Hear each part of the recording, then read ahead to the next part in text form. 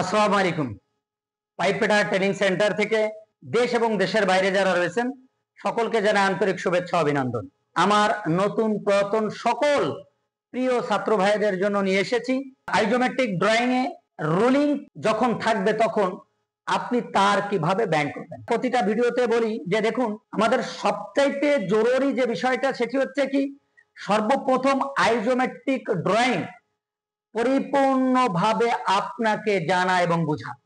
কারণ সৌদি আরবের ইন্টারভিউ বোর্ডে আপনি যখন যাবেন তখন সর্বপ্রথম আপনাকে কাজ দেবে না, আপনাকে দেবে সর্বপ্রথম আইজোমেট্রিক ড্রয়িং এর উপর আপনাকে পরীক্ষা হবে। আর এই পরীক্ষা থেকে যদি আপনি পাস করতে পারেন তাহলে দ্বিতীয় ধাপে আপনাকে কাজের সাইডে নেবে। অতএব সর্বপ্রথম যে ধাপটি সেই ধাপটি হচ্ছে এই আইজোমেট্রিক ড্রয়িং এর উপর আপনাকে পাস করতে হবে। আর বর্তমান যে পরিমাণ লোক সৌদি আরবে আমরা রয়েছি তাতে সবচেয়ে কঠিন বিষয় এই তার ভাঙানো এবং রোলিং অবস্থায় ভাঙানো, এটা কিন্তু আপনাকে সর্বপ্রথম তারা জিজ্ঞেস করবে। এর উপর যদি আপনার তারা কনফিডেন্স ভালো দেখে আপনাকে এটা দ্বিতীয় ধাপে তারা চেষ্টা করবে।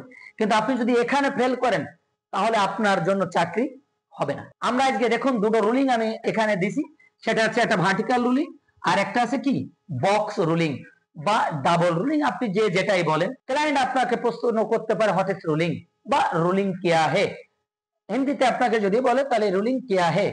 তো আলহামদুলিল্লাহ আমার ছাত্রদের আমি এখানে হিন্দি ভাষাটাও প্রতিদিন আমরা এই যে 10টা থেকে 10:30 এই আধা ঘন্টা আমরা হিন্দি শিক্ষা দিই এখানে, ভাষার উপরই দিই।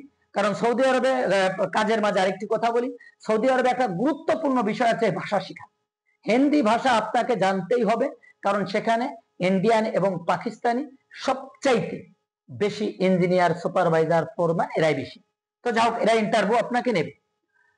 তো চলুন আমরা আজকে আইজোমেট্রিক ড্রয়িং থেকে কিভাবে রুলিং থাকলে কিভাবে ভাঙাতে হয়। প্রত্যেকটা ছাত্রদের আমার প্রত্যেকটা ভিডিওতে আমি কিছু কমন কথা বলে থাকি, সেটি হচ্ছে কি যেমন প্রথমত হচ্ছে আপনার আইজোমেট্রিক ড্রয়িং এর যে 6টি ডাইরেকশন আছে, ডাইরেকশন মানে কি দিক, যে 6টা দিক আছে এই দিক 6টি আপনাকে পরিপূর্ণ ঠোঁটস্থ মুখস্থ রাখতে হবে।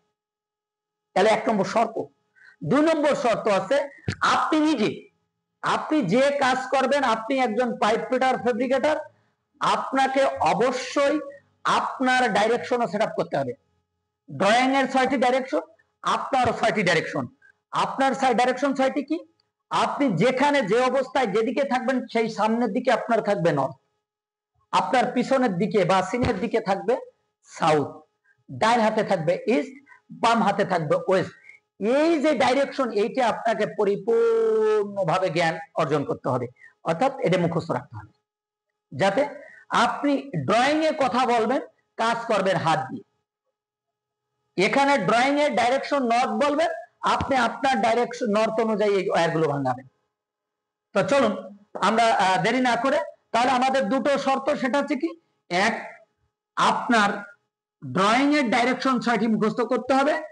নাম্বার 2, পাইপ ফিটার বা ফেব্রিকেটর যে আছে তার ডাইরেকশন 6টি মুখস্থ করে ফেলতে হবে।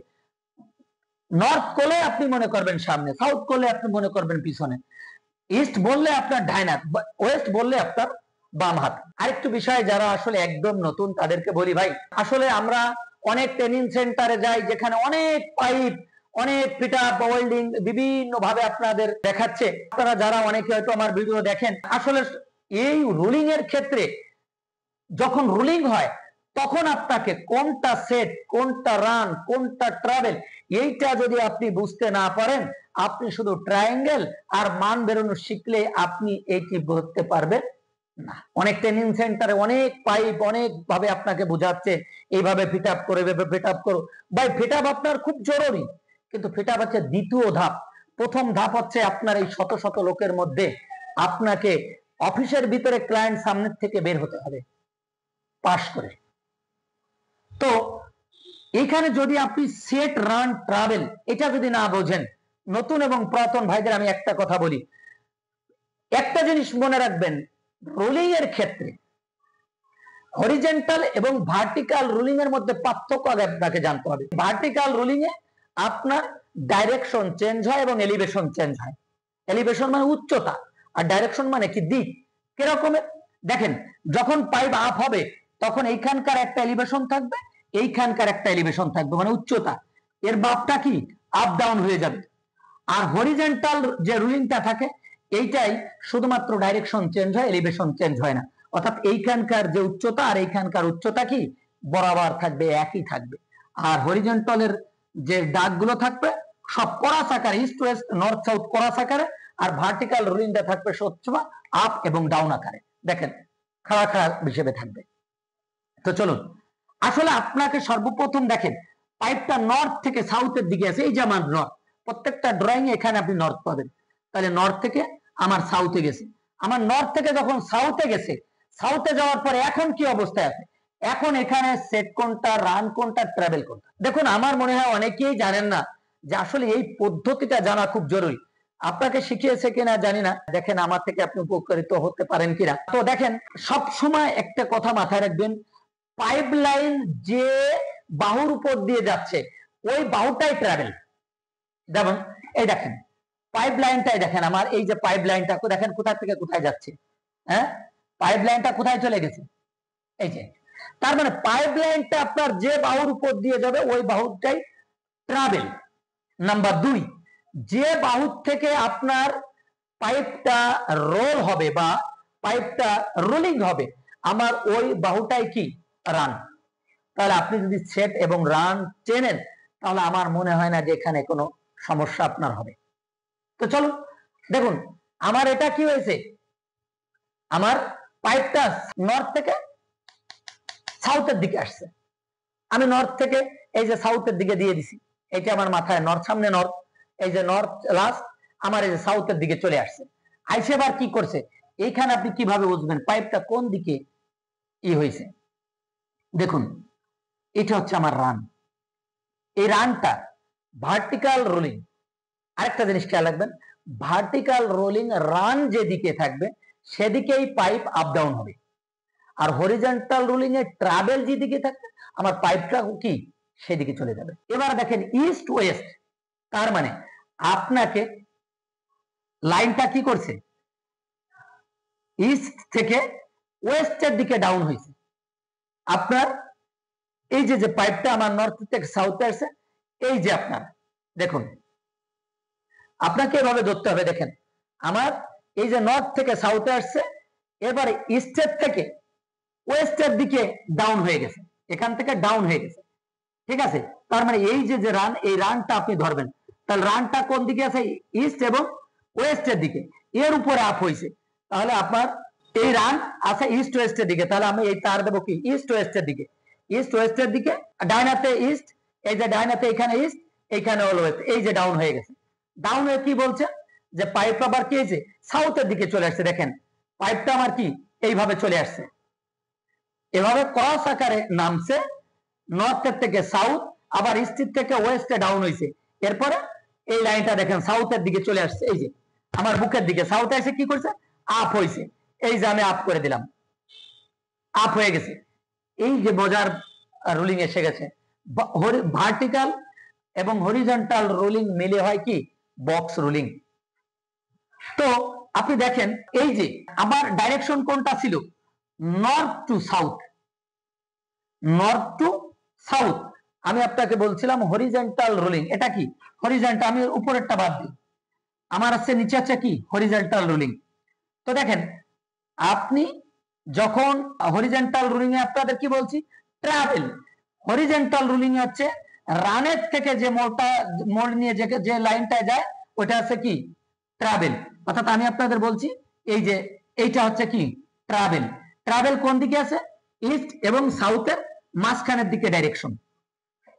তাহলে আমাকে কি বলছে, এবার আসছে কোন দিকে নর্থ টু সাউথ, তাহলে আমার এই যে পাইপটা কোন দিকে চলে আসছে, এই দিকে চলে আসছে, আইসে দেখুন আমার বুকের দিকে সিনে নর্থের দিকে চলে আসছে।